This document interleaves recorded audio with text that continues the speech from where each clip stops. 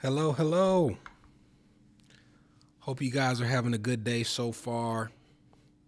As is the custom, I've got my eye on my watch. We'll give it about 30 seconds for those who want to tune in to tonight's training live, and then we will get the ball rolling. Thank you guys for joining us. All right, about 15 more seconds. I think you guys are going to really enjoy tonight's client story. All right, we're going to go ahead and get started. Welcome. My name is Brenton Harrison of Escape Student Loan Debt. We are an online education company offering trainings for federal and private student loan borrowers whose payment or balance has become a major barrier in one aspect of their finances. It could be their credit, it could be their dreams of home ownership or business ownership, it could even be in their relationships. Whatever it is that student loans are getting in the way of, we offer trainings to meet that need. And tonight I want to tell you a story about one of our students named Amari. And Amari had a special loophole for which he was eligible based on where he lived that allowed us to radically transform he and his wife's relationships with their student loans. So let's get into this training. We met Amari shortly after he had gotten married, and Amari lived in the Inland Empire. And if you're not from California, that means, the Riverside area, San Bernardino area, not quite LA, just outside of LA. And he had just gotten married, as I said. Now, Amari was an insurance adjuster, so he was making between $50,000 and $60,000. Good money in some portions of the country, not amazing money in California, but he wasn't broke either. And when he went to school to become not an insurance adjuster, but that's what he was doing at the time, he was a business major. And at an HBCU, again, a lot of our students come from HBCUs or private liberal arts colleges, he had taken on about $70,000 of undergraduate student loan debt as a result of getting that education.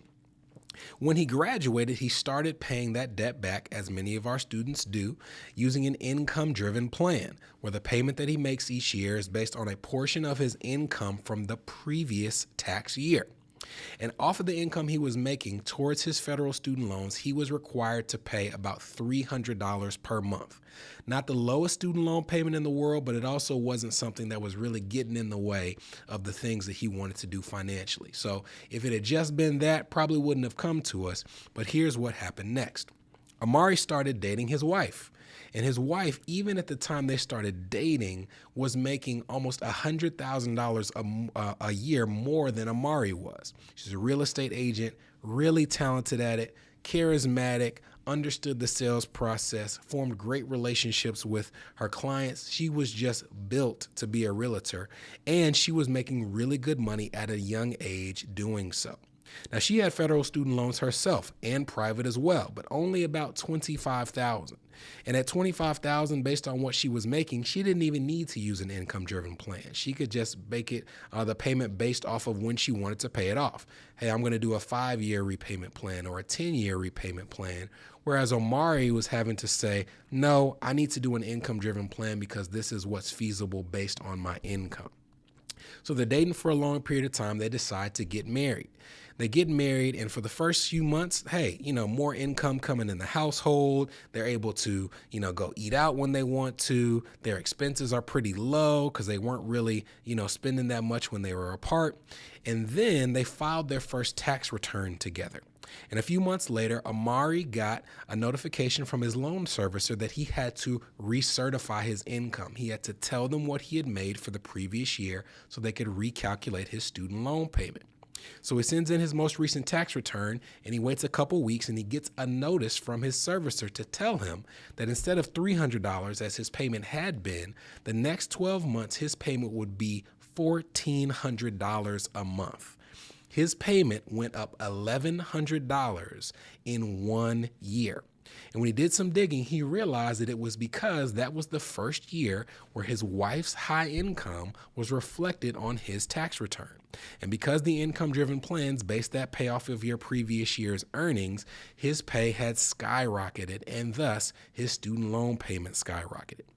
Now, this was a major problem for many reasons. The first is, remember, Amari's wife was a realtor. She wanted to buy her first home herself. They were still renting.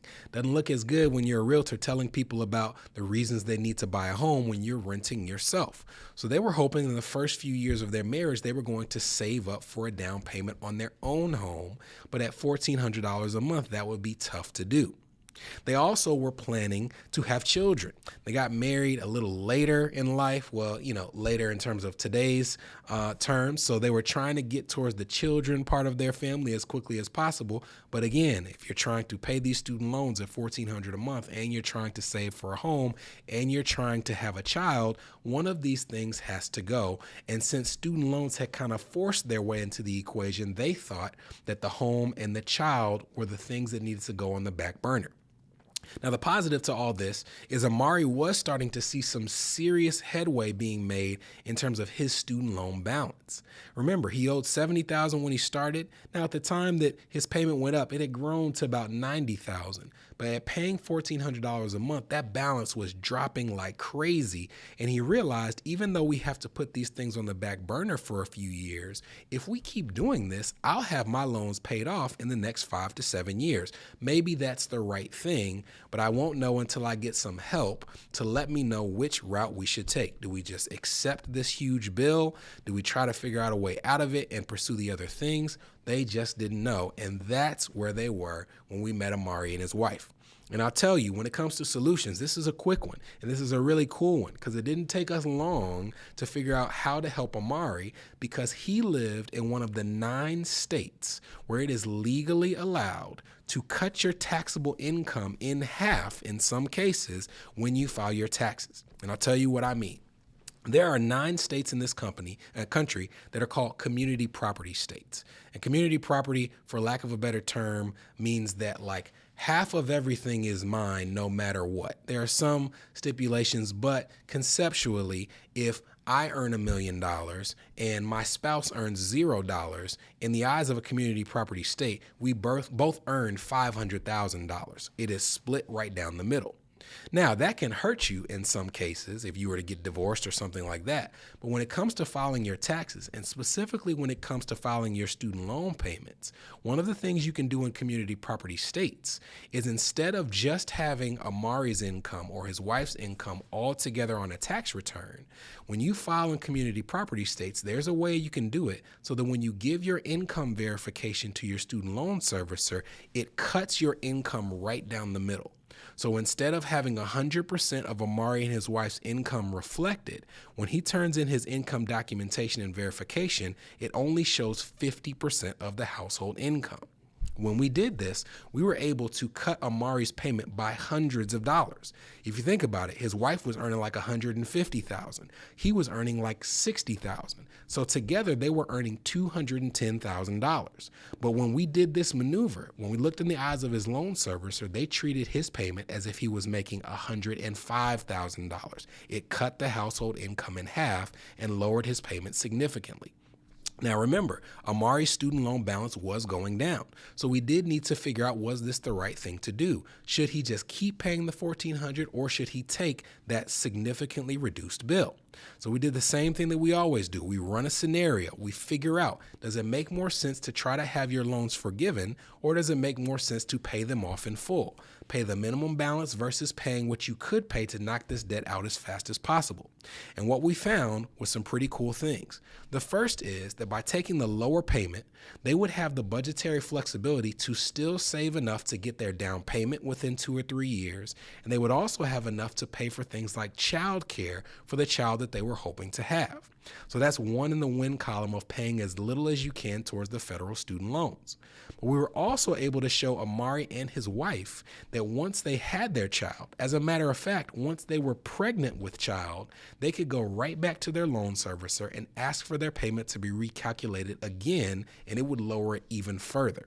So if you think about it, they were actually incentivized to have a child in the eyes of their student loan servicer. When we ran these numbers, we found that it made far more sense for Amari and his wife to pay the absolute minimum they could, at least for this period, towards his loans, because it also allowed them to address the loans while pursuing homeownership and also expanding their family. These are the types of things that you understand when you know things like community property states, when you know the rules of how you document your income and verify your income when your loan servicer, and also the ins and outs of the different repayment plans you have at your disposal. And once we gave that knowledge to Amari, he was able to put it to use to benefit he and his family.